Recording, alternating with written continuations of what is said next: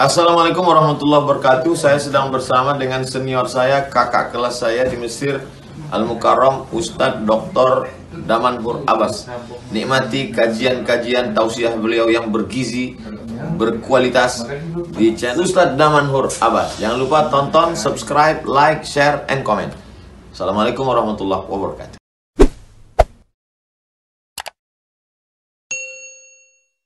يأمرون بالمعروف وينهون عن المنكر وأولئك هم المفلحون وأشهد أن محمدا عبده ورسوله بلغ الرسالة وأدى الأمانة ونصح الأمة وكشف الغمة حتى أتانا اليقين ليلها كنهارها لا يزيغ عنها إلا هالك اللهم صل وسلم وبارك وأنعم على حبيبنا وشفيعنا وزخرنا ومولانا محمد وعلى أزواجه أمهات المؤمنين وذرياته وآل بيته وأصحابه أجمعين وجزا الله عنا سيدنا محمد صلى الله عليه وسلم وما هو أهله رب اشرح لي صدري ويسر لي أمري واحلل عقدة من لساني يفقهوا قولي أما بعد. Para asatiz yang saya muliakan, ayah bunda yang saya cintai, Bapak Ibu jemaah salat subuh yang dirahmati Allah, marilah senantiasa kita panjatkan puji dan syukur kepada Allah yang telah memberikan nikmat iman kepada kita sehingga kita dapat melaksanakan salat subuh berjemaah dan beriktikaf di rumah Allah yang mulia ini. Salawat dan salam mari sama-sama kita panjatkan kepada junjungan kita Nabi besar Muhammad sallallahu alaihi wasallam, karena kelak kita akan meminta kepada beliau syafaat dari baginda Rasulullah sallallahu alaihi wasallam. Semoga jamaah yang berhadir pada subuh yang berbahagia ini merupakan di antara umat Nabi Muhammad sallallahu alaihi wasallam yang akan diberikan syafaat oleh baginda Rasulullah sallallahu alaihi wasallam dan akan disuguhkan ayat dari telaga Kautsar dari tangan mulia tersebut. Allahumma amin. Bapak Ibu jemaah yang dirahmati Allah, pada pertemuan sebelumnya kita telah membahas ayat 8 dari surat Ad-Duha di mana Allah berfirman, a'udzubillahi minasyaitonirrajim, bismillahirrahmanirrahim, wa wajadaka 'ailan fa'aghna. Ketika Allah menemukan dan posisi Nabi Muhammad SAW dalam keadaan tidak mempunyai harta.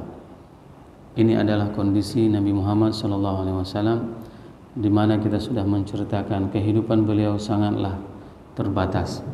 Dalam artian Rasul dari kecil sudah bekerja dan berusaha sebagai pengembala kambing. Pada saat umur 18 tahun beliau sudah mulai berdagang. 12 tahun dibawa sama pamannya untuk melakukan perjalanan perdagangan ke Syam dan ke Yaman. Di umur 25 tahun Rasulullah SAW melakukan perdagangan dengan membawa barang dagangan yang dimiliki oleh salah seorang wanita terkaya di Mekah, yaitu Ibunda Khadijah. Dan kekayaan Ibunda Khadijah itu dijelaskan pada saat harta yang dikeluarkan oleh Ibunda Khadijah, emas yang dimiliki oleh Ibunda Khadijah itu sampai tidak kelihatan Abu Bakar di hadapannya. Abu Bakar menceritakan tumpukan emas yang dimiliki oleh Ibunda Khadijah itu sehingga aku tidak kelihatan.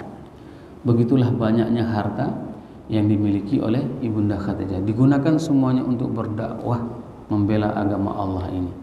Sehingga pada saat ayat ini diturunkan, wa wajadaka 'ailan fa'aghna, bukankah engkau wahai Muhammad itu tidak mempunyai harta, maka Allah kayakan engkau. Kaya di sini itu ada dua pemahaman. Yang pertama sekali itu adalah kaya hati, dan yang kedua adalah kaya harta. Banyak di antara orang kaya harta akan tetapi hatinya tidak kaya. Sehingga dua aspek kekayaan ini harus tertanam di dalam jiwa kita. Sehingga apa? Sehingga walaupun kita tidak mempunyai harta yang lebih, akan tetapi kita mempunyai hati yang seluas langit dan bumi. Ini yang harus kita tanamkan. Belajar dari mana? Dari surat Ad-Duha ini. Bapak Ibu jemaah yang dirahmati Allah, di ayat yang ke-9 Allah berfirman, a'udzubillahi minasyaitonirrajim, bismillahirrahmanirrahim, فَأَمَّا الْيَتِيمَ فَلَا تَقْهَرْ وَأَمَّا السَّائِلَ فَلَا تَنْهَرْ. Adapun anak yatim, فَلَا تَقْهَرْ, jangan engkau benci. Ini perintah dari Allah agar kita tidak membenci anak yatim. Wa ammas sa'ila, Adapun orang yang meminta-minta fala tanhar, jangan engkau hardik, jangan engkau marahi. Imam Ibnu Ashur menjelaskan di sini bahwasanya kata-kata amma itu merupakan sebuah syarat, tufidu syart.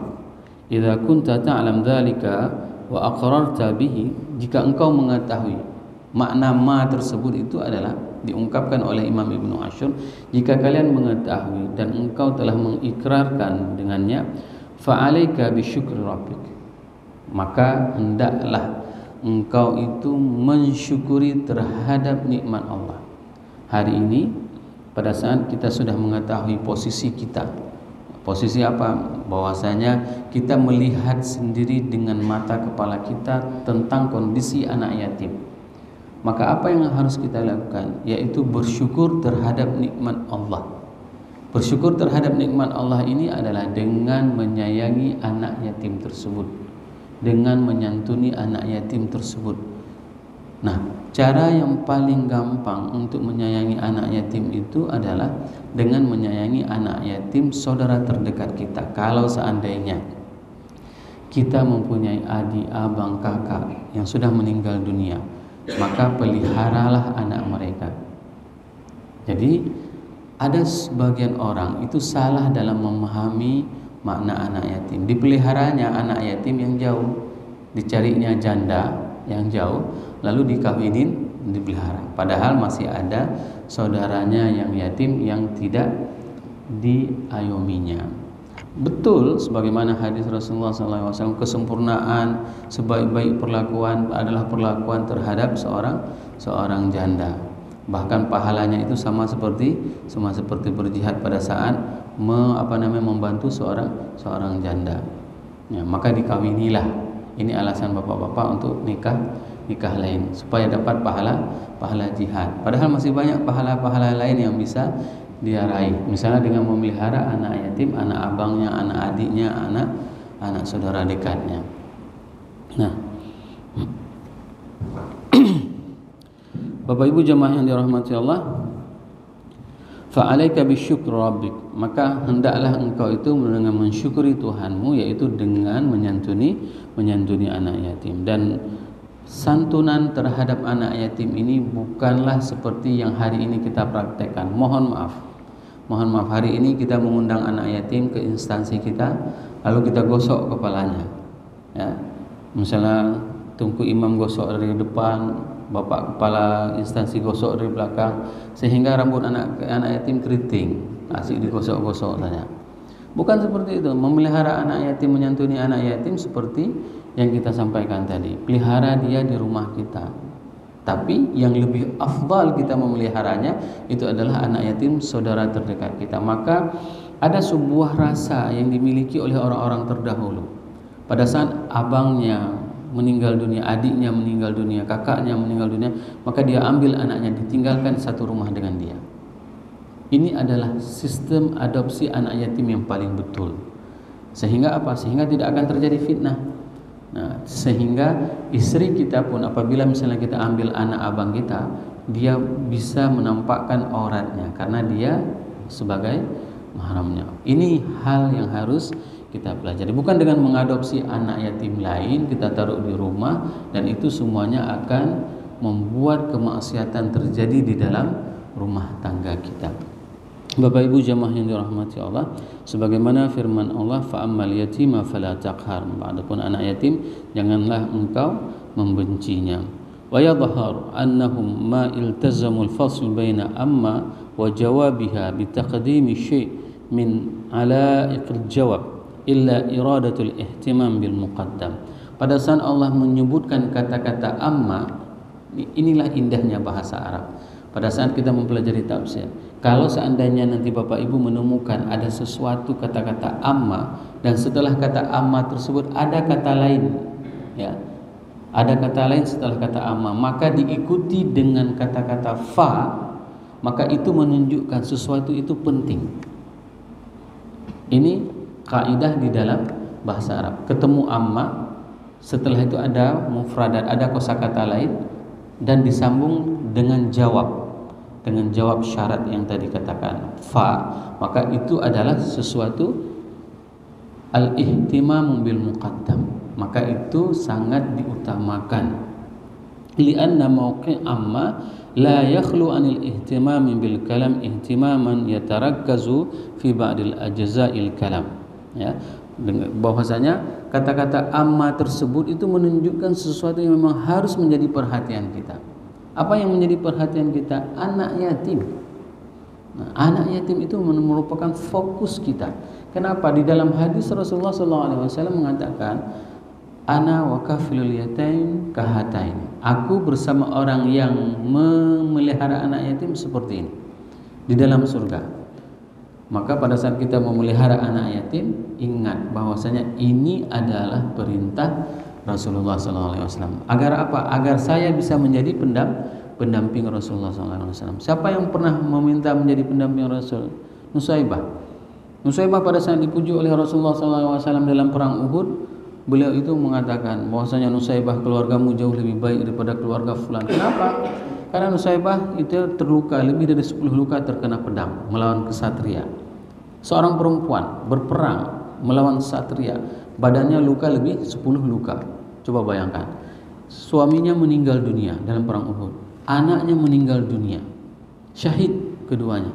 Maka Rasul pada saat mengetahui kondisi Nusaibah seperti itu, Rasul memuji, wahai Nusaibah, keluargamu itu jauh lebih baik dari keluarga fulan, keluargamu itu jauh lebih baik dari keluarga fulan. Itu yang dipuji oleh Rasul. Maka Nusaibah mengetahui dia sedang dipuji oleh Rasul, dan dia meminta kepada Rasulullah, wahai Rasul, pintalah kepada Allah. Agar apa?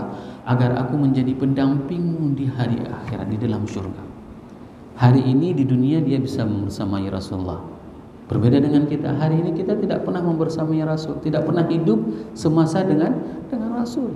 Nusaibah hidup semasa dengan Rasul, memperjuangkan Islam dengan Rasulullah, berjihad dengan Rasulullah, dan dia meminta kepada Rasul agar dia meminta Allah apa? Agar dia menjadi pendamping Rasul di dalam surga. Maka pada saat itu Rasul meminta kepada Allah, Allahumma ja'alhum rufaqa'i fil jannah. Ya Allah, jadikanlah Nusaibah beserta keluarga besarnya sebagai pendampingku di dalam surga.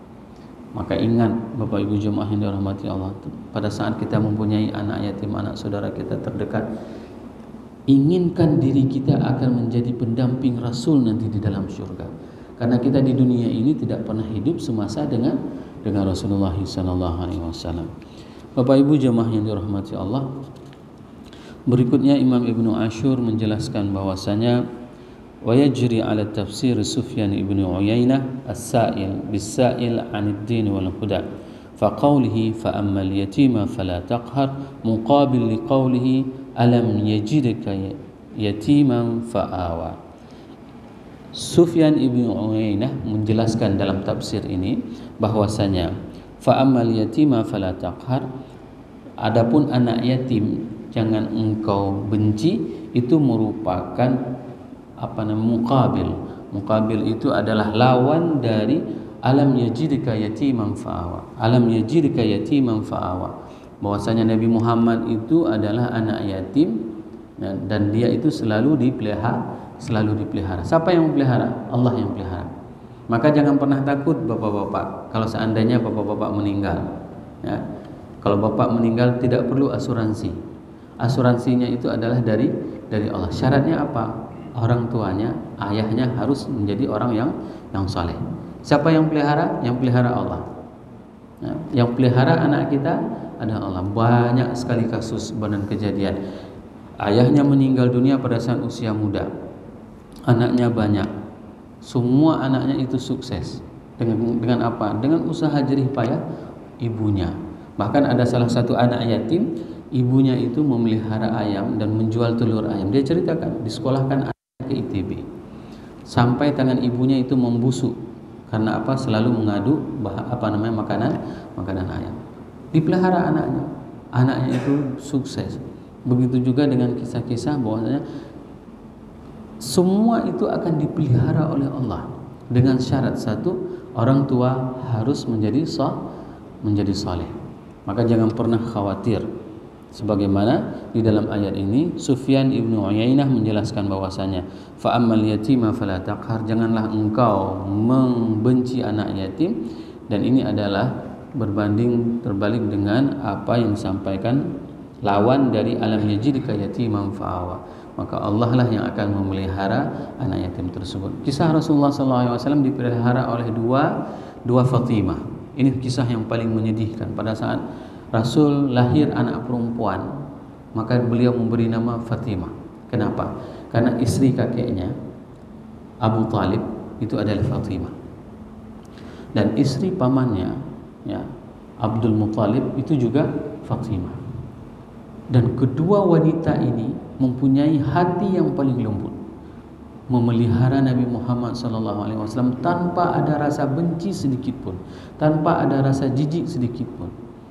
Maka pada saat Rasul memberikan nama anak perempuannya Fatimah, itu terinspirasi dengan dua wanita hebat tersebut, dengan kelembutan hati dua wanita tersebutlah, sehingga Rasul terinspirasi untuk memberikan nama anaknya yaitu Fatimah. Nah,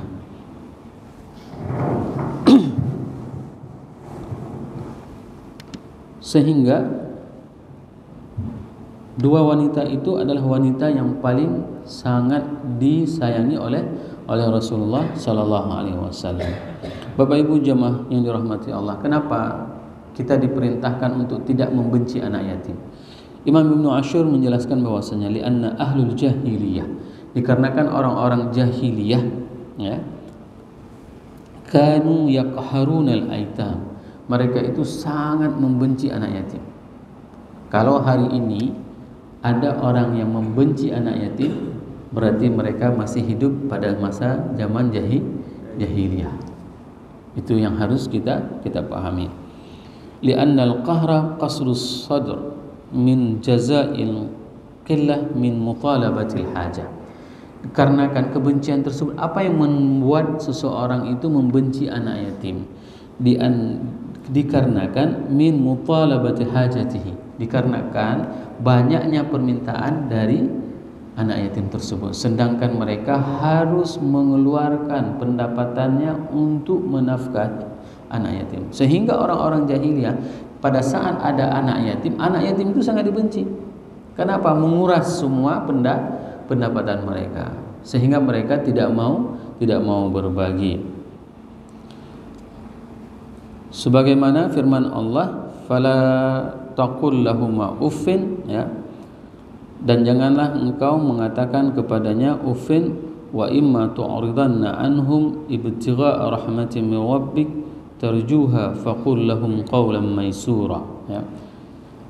Fa inna qillatal lisan sari'atul husul ya, bahwasanya pada saat seseorang itu banyak meminta itu merupakan bagaimana seseorang itu akan terpenuhi, bagaimana cara memenuhi kebutuhannya. Bapak Ibu jemaah yang dirahmati Allah, wal qah yaitu, dan yang dimaksud dengan membenci tersebut adalah ghalabatu wal idza minal munasab wa huwa al munasabun huna, yaitu di mana yang dimaksud dengan kebencian itu adalah al ghalabah wal idzal, yaitu yang perasaan yang mendominasi untuk menyakiti hati anak yatim. Berapa banyak hari ini orang-orang yang mereka menjual anak yatim ya, membuat donasi untuk anak yatim. Ini bahaya sekali. Karena apa? Karena pada saat menjual anak yatim, dia katakan ini kita mau memelihara anak yatim, tapi ternyata yang dipelihara itu adalah keluarganya. Mereka bersembunyi di mana? Di balik anak yatim, membuat yayasan, membuat lembaga, dan lembaga tersebut dengan alasan untuk menghidupkan anak yatim, tapi ternyata yang dia hidupkan itu adalah keluarganya. Maka hati-hati dengan kebencian tersebut. Kebencian tersebut bukan hanya dengan rasa tidak suka, akan tetapi membuat sakit hati anak yatim, itu merupakan juga salah satu dari bentuk kebencian. Bapak Ibu jemaah yang dirahmati Allah, dan dimaksud dengan benci tersebut adalah bil isyarati mithla abusil wajh, dan maksud dengan kebencian tersebut juga maknanya itu adalah dengan bermuka masam terhadap anak yatim. fal qahru al manhiyun anhu huwa qahru alladhi la yu'amul bihi ghaira yatim fi mithli dhalik. Dan kebencian tersebut adalah kebencian yang membuat anak yatim itu kita sehingga membuat dia dipukuli, sehingga dia kita siksa. Ini namanya dengan kebencian. Tapi pada saat kita memberikan ta'dib, fa ammal qah li ajli istilah kadharbi lit ta'dib fa huwa huququt tarbiyah. Ini harus dibedakan. Tapi pada saat kita memukul dia untuk ta'dib, untuk memberikan pelajaran, ini dipersilahkan. Mohon maaf, hari ini pada saat seorang orang tua memukul anaknya, itu bisa dituntut. Nah, ini adalah salah satu kebablasan kita. Saya punya teman, pada saat dia mendidik anaknya, tinggal di luar negeri di Amerika, dia didik anaknya, pada saat dia suruh sembahyang tidak mau, lalu dipukul, lalu dia mengadu orang tuanya ke polisi. Coba bayangkan, jangan sampai nanti di negara kita pada saat seorang ayah mendidik anaknya, mendidik